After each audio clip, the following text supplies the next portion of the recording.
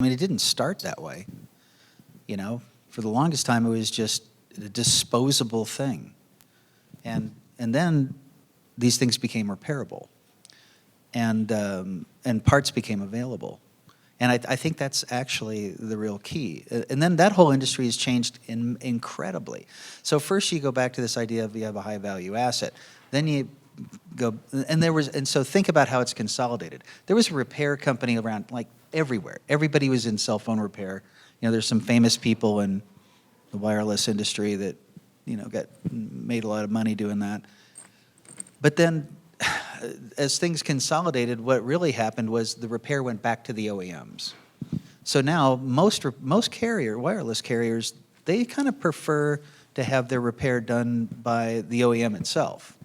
And that way they get essentially a certified repair or a consistent, you know, whatever. They have their own reasons for it, but it eliminated the whole bit of repair. But the world for carriers has changed. You got to almost start with either the carriers or the consumers. If you look at carriers, I mean, you can do this right now. Pull up the stock price of AT&T. It's exactly the same as it was 20 years ago. There's no investment thesis. If they didn't pay a dividend, I don't know if I could guess what their stock would be. But Verizon's no better. Their stock is essentially the same price it was exactly 10 years ago. Well, that's a hell of an investment.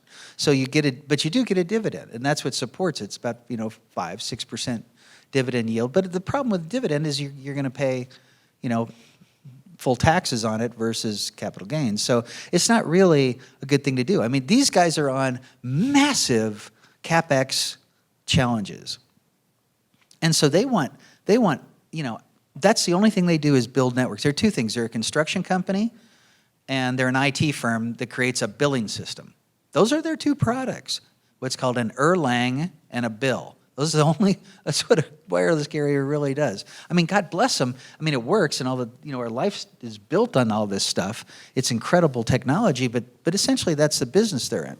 So over time, as the price of these devices went up, they had to start financing them. Well, and then the world changed with unlimited plans, and then essentially no contract. Now there is no literal tie to a carrier. So the only hook that they have into people is the synthetic contract that is made in financing. So when Verizon wanted to add subs in the last quarter, they offered $1,000 for anybody who brought in an iPhone. It could be almost any iPhone, and there's a reason that they took back iPhones. And all they did was apply that, is $30 a month as bill credit over 33 months, and they did really well. They did really well. And, it's a heck of an idea. And so the contract, now for me to get back my $1,000, I have to stay with them for 33 months. Well, the old contract used to be 24 months. So now I have to, and by the way, if I don't stay with them for 33 months, then I think I have to actually pay them out the residual value that's left. So I have an out-of-pocket cost. So it actually becomes the exact same synthetic contract that there used to be when we just had normal customers under contract. So now that they have to have these financial contracts, now taking back the phone is everything. So why do you care? Because you have to follow the money. So now, and going into the future, whoever holds that financial contract of whether it's lease or financing, they're the people who actually own the customer. In fact, customers only owned in two places. One, who owns their paper, their financing paper, and where's all their data stored. That's it. Whoever holds that. And Apple, by the way, will hold both of those for you. That's incredible. So, and that's the last point I would make on this is, why is that incredible? Because more and more core flow goes back to OEMs. It changed. That's an incredible drift and quirk and dynamic in the wireless industry, that the OEMs have realized the value in these things, and they also realize they can repair them and sell them into secondary and tertiary, quaternary markets, and create an entire lower tier and get more people onto their operating systems.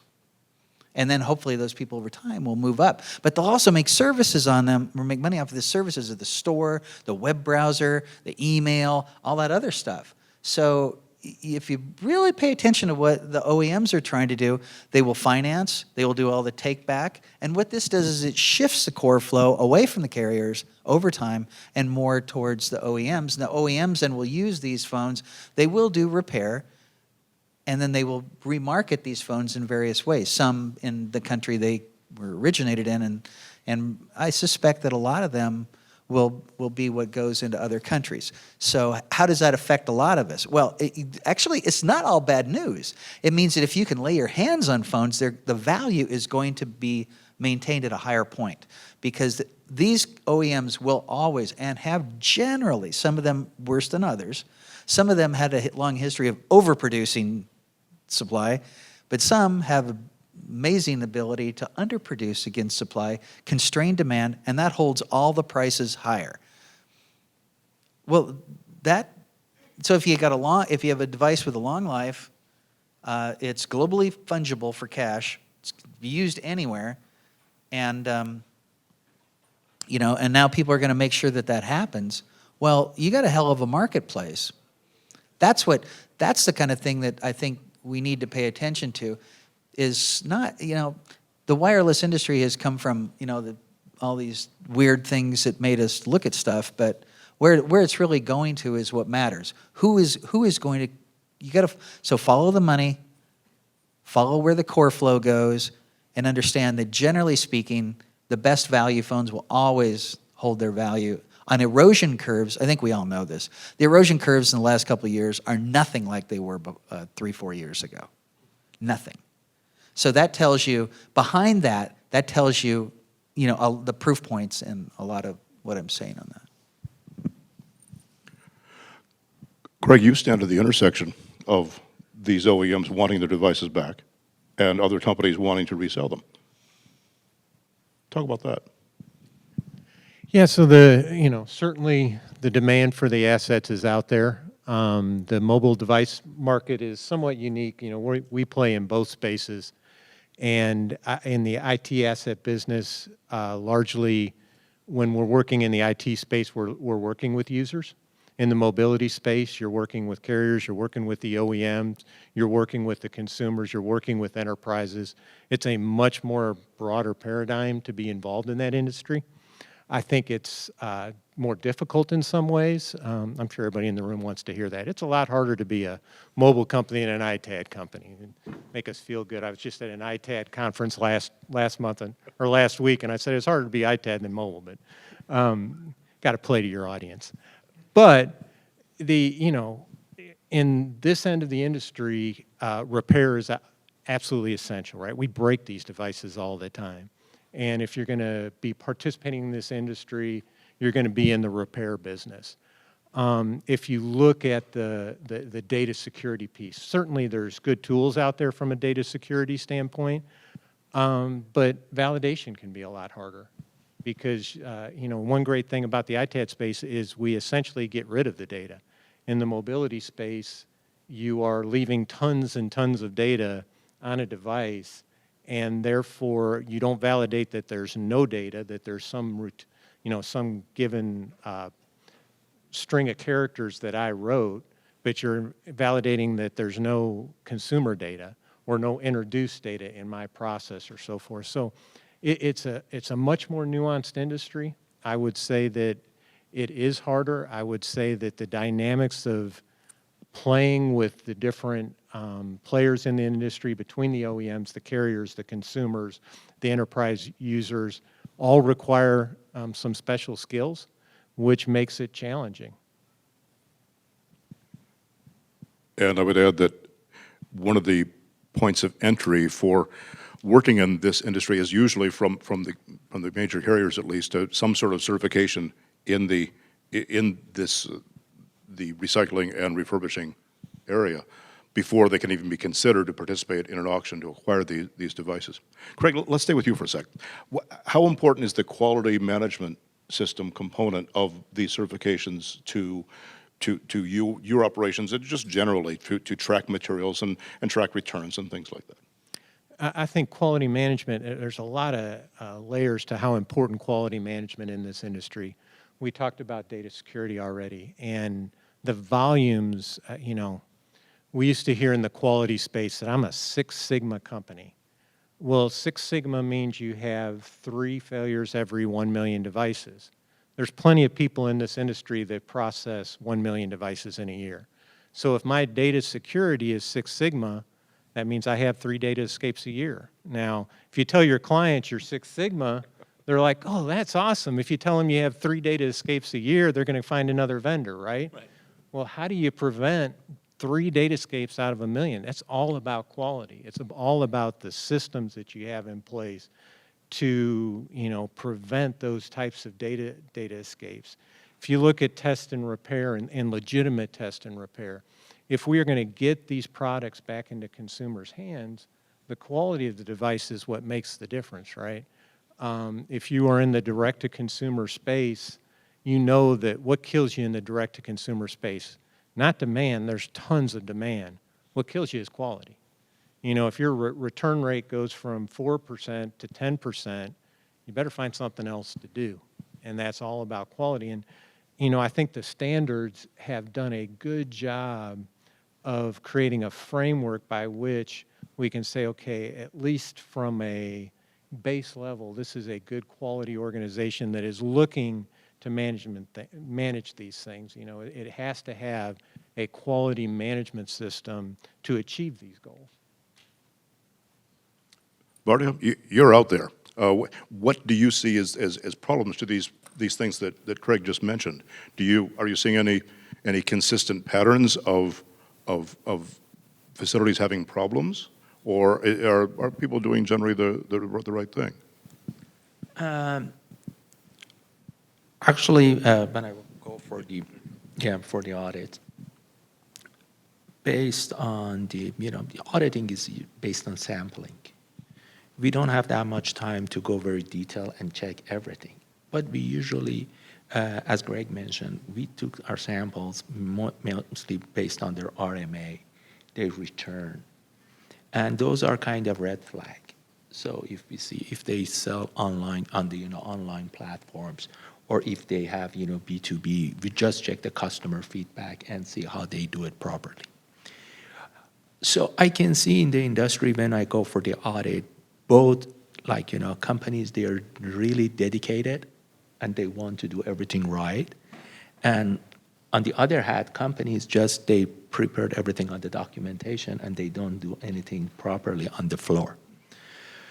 So based on my experience, the companies, they do everything properly. I know it's hard for them, it's costly for them, it's time consuming, but they are every year when I go back, I can see they scale, they do everything, more robust, and they are in the good condition. But unfortunately, the companies, they don't do it properly at the beginning. They go out of market, or they got involved in many lawsuits. So data security is very important, and I can see in this business, many startups, they're getting into this business. And they see the numbers, it's exciting. And as Scott mentioned, there are some value in some products in the other countries, and they're gonna say, okay, we're gonna jump in, we're gonna get it, we're gonna do and sell it out. But they get, I can say, burn throughout the process because they don't do things properly, they don't use the proper software. So, so I can see, but I believe if you want to stay in this business as a startup, if you want to scale, if you're a company, you're trying to go to another level, make sure you have everything in place properly. And please don't go for the shortcuts.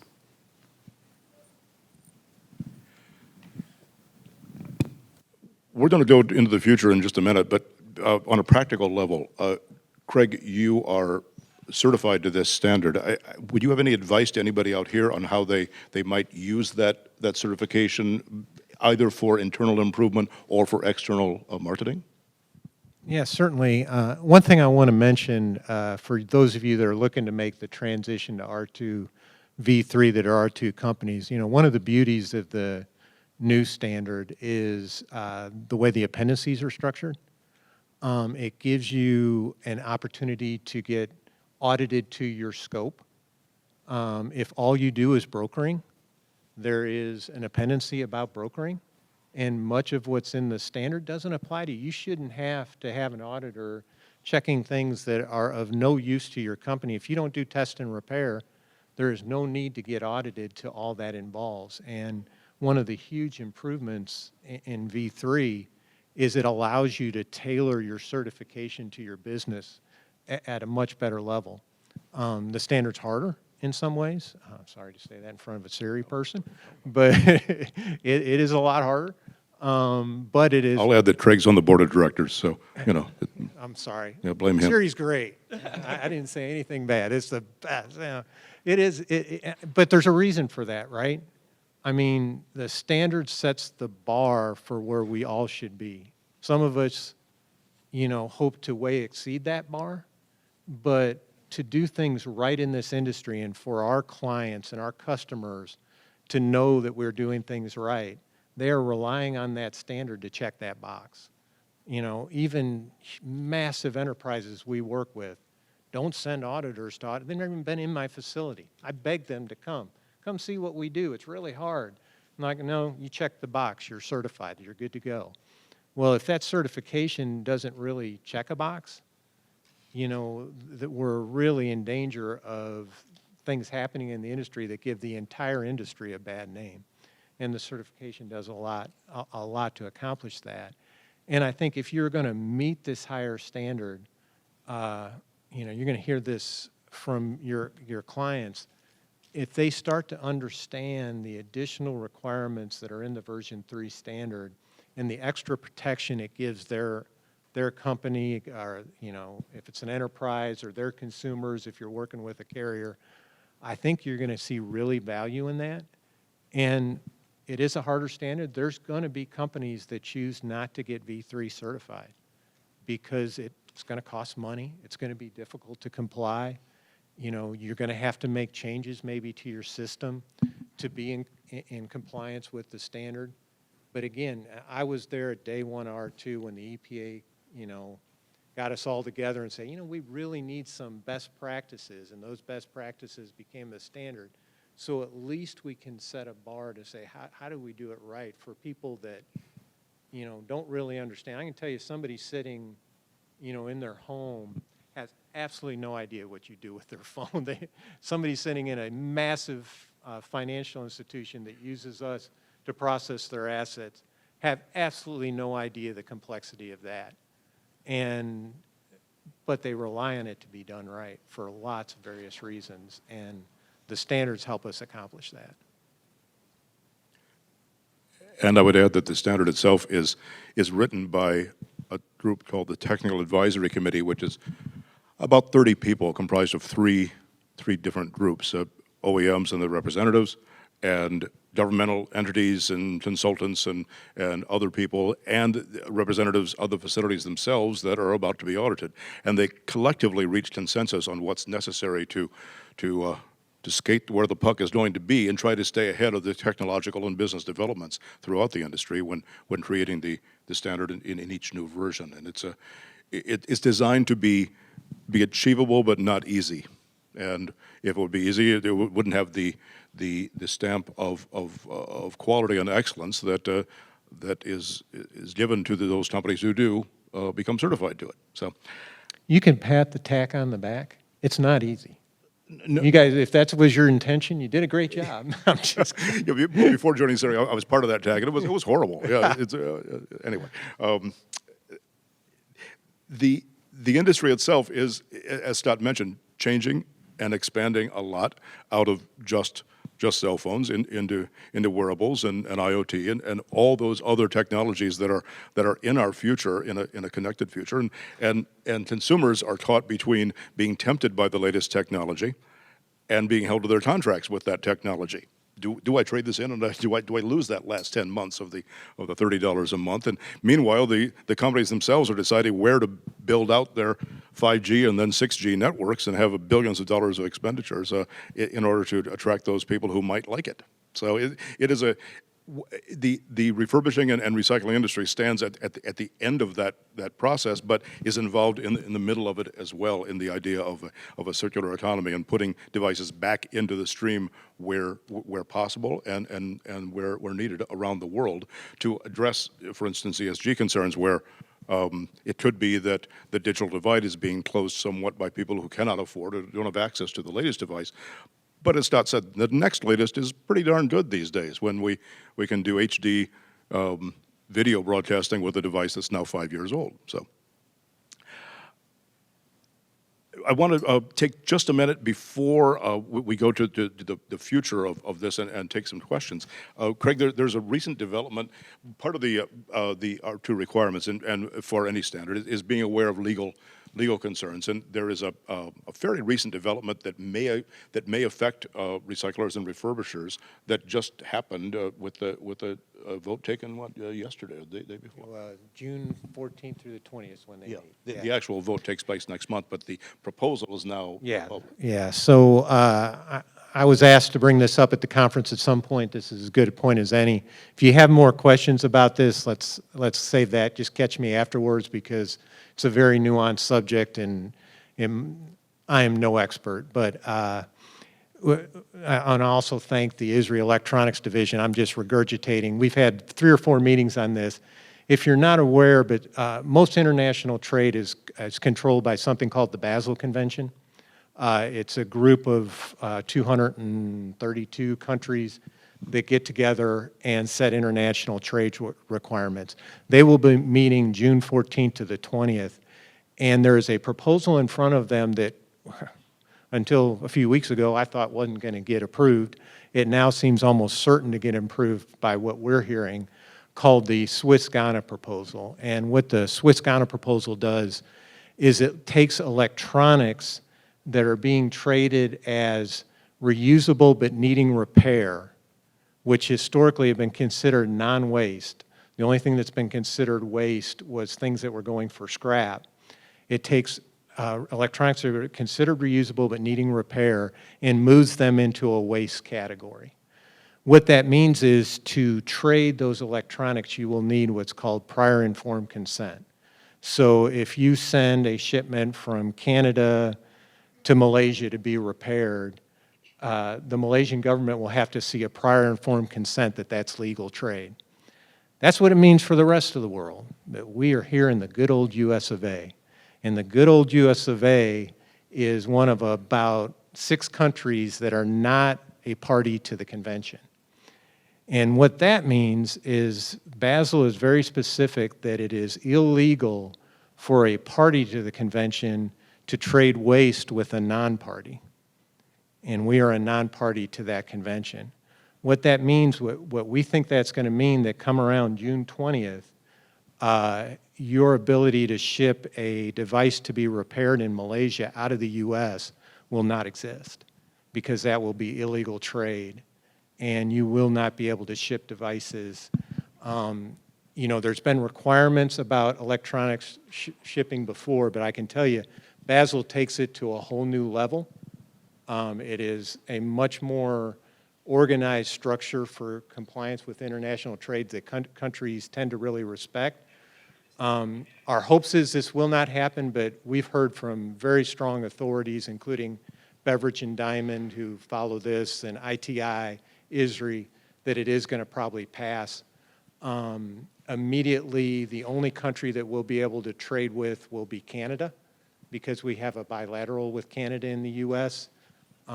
If you want to know the impacts, look back at what happened to the plastics industry about 2 years ago, because this same exact thing happened to them, and a lot of companies almost went out of business. We hope that the OECD will quickly ratify what's called an Article 11 exception, which would allow trade among the OECD countries with the U.S., so we're off our island for a little bit. That didn't happen with plastics. It only takes one country to refuse the Article 11 exception to kill it, and of all things, the U.S. decided that they were going to refuse the Article 11 on plastic. I can't tell you why, but they did. So again, I can talk to you this afterwards. I will warn you that the plastics guys really suffered with this. Prices of impaired devices in the U.S. may take a significant hit if this was to happen, because we won't be able to move the devices freely for a while till we all figure it out. And just be sensitive to that. If you want more information, like I said, you can come talk to me. I would recommend, if you're not a member of the Israel Electronics Division, we're going to have multiple meetings over the next 4 weeks, both with Beverage and Diamond, with ITI, with BAN, the Basel Action Network. We just had a meeting with them last week to discuss, the broader implications of this and what we can do. We are doing our best to push it out.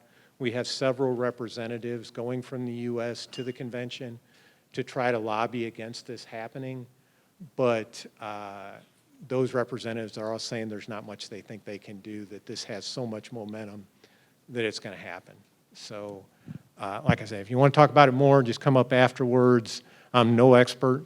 I'm regurgitating something I've heard, but I would be sensitive to it. I would also get the word out, because you should be keeping an eye on this. The industry should be keeping an eye on this. Thanks, Craig. Another advantage to going to an event like this, to get updated on matters like that. Have a few minutes left, so let's lightning round here. 30, 45 seconds each from the panelists. Where do you see this going? What's the future of this end of the industry? Bardio? I can see we are going to have more used electronics. And by, all the OEMs, they, make new, devices on the ongoing basis. And I can see this business is actually growing. And I really like the reuse part, because it's good for the good cause. It helps, for other people to use, and mostly for education or for other, purposes. So I can see if we implement properly and comply with the requirements, we are going to have a, good, significant improvement in this, mobility. Thanks. Scott? I look for growth in resold phones. For many years, we called this certified pre-owned, meaning that it had to be repaired and certified by an OEM. I think that the resale of phones is going to change several ways. That not all phones will be certified, meaning they won't always come with a warranty, but they still will hold value and be sold. Secondly, the number of grades that you'll be able to sell phones at direct to consumer will go up. Consumers used to want a pristine, perfect, A grade or like new type phone if they were going to buy it on the web. Now I think you see consumers around the world willing to buy a B grade phone. That's a good sign. It means that you don't have to put so much into the phone in terms of buff and polish and skin replacement and all this other stuff, to make money at it. So that's a good sign. I think that the next trend that's going to happen is automation, because in order to process all the handling, I think that as we onshore or bring some of this functionality back into the U.S., the only way to make it profitable is to have it highly automated. So I look for that, and then I also think that I think that we'll see security and intrusion protection and surveillance become an interesting part of the mobile space. Thank you. And Craig? If I'm going to go more to the 10,000-foot level, if you look at what's happening, the lines are blurring on how we compute and what we use on a day-to-day basis to run our lives, right? I can buy a refrigerator today that'll tell me when I'm at the store that I need milk, because it knows better than I know if I need milk. There's, my watch is also a health monitor. And, there's going to be a time when my watch will go off and an ambulance will show up because they knew I ate too much fried chicken and I'm probably going to have a heart attack any minute because I just ate 6 buckets of fried chicken or whatever my watch is going to tell me, or my wife's going to call me up.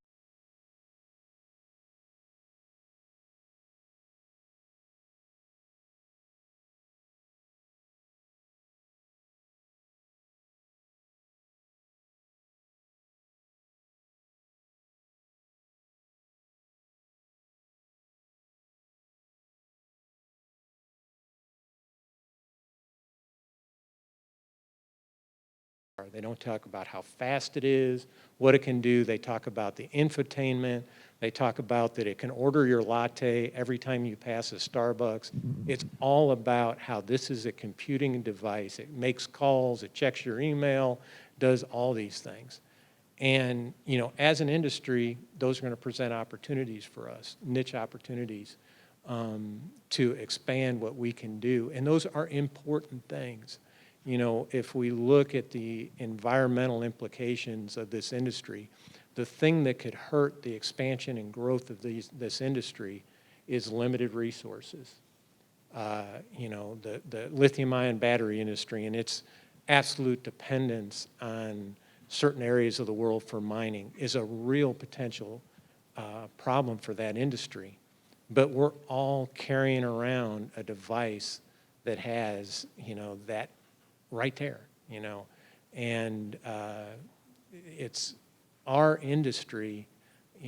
There's no circular economy without us. I heard a guy the other day said, you know what the circular economy is without companies like ours? It's a horseshoe, because we close the loop. And there's going to be lots of opportunities to close that loop. But we got to do it right. We're talking about certification because that's a way to benchmark your company. Are you doing it right? Are you meeting the requirements of the industry to make our industry sustainable so we can help with sustainability? That's a good place to switch to questions. Thank you, all three of the amazing panelists here. We really appreciate your contributions. Questions? We got a few minutes here before lunch. Yes, you want to just yell? Hi. So R2V3, I think I've seen great adoption in the industry, and it's been great building that consumer trust model that we're all looking to go for. I think the one thing that I'm curious of, because I'm hearing customer feedback, and I'm looking to point them in the right direction. Essentially, after they've done data clear with those R2 requirements, there is now a new requirement where you have to forensically check about 5% of those, 1 to 5%. And if that fails, then you have to retest the batch. In theory, great. I think that's great because we should have those checks and balances. But at least to my knowledge, I've not been able to come across any solution that's out there. And I'm sitting next to some of my friends in the industry, so whether it's Quanto, Phone Check, My Company, Future Dial, whomever, I don't know of anyone that's able to offer that 5% check to forensically say this is good and go ahead and move forward. So I feel like that is one R2V3 requirement that's kind of ahead of where technology has been able to kind of certify and address that challenge. So if you guys know of an answer, I would love to hear it so I can point my customers in the right direction. Or maybe there's kind of a stay that's put on that particular piece. So we'd love your thoughts. I said on a technical advisory committee meeting last Wednesday, a week ago today, talking about that exact issue. The fact that we are anticipating the developments in the technology and need to catch up with it. And it's being addressed right now to make that requirement more achievable and practical. I can talk to you more about it in detail. And I think, you know, the bar that we're seeing for companies that are passing is you're using the term forensics and you're probably taking it to a higher bar. I think of forensic tools as a level beyond what you would have to do to verify sanitization. You have to have an independent verification of sanitization. And there's ways for me to verify that I've used your tool and applied it to that device that doesn't require a forensic examination of the device, right? Yeah. Yeah. I think you're probably talking about Michelle, because I had been having a conversation with Michelle, James of CPIA, about that, because that's the feedback that we often get. So, like I said, more or less trying to help our customers because everyone understands the benefits of R2V3. So maybe it's clarifying some of that ambiguity or misunderstanding. But yeah, we'd love to learn more about it. Now, where we're running into a little bit of a problem is where software tools don't exist at all. Like my watch, there's not great software tools out there to even do a check, and so that's presenting a problem. Let's follow up in a few minutes. Anything else? Anybody? Yes? Question for Craig.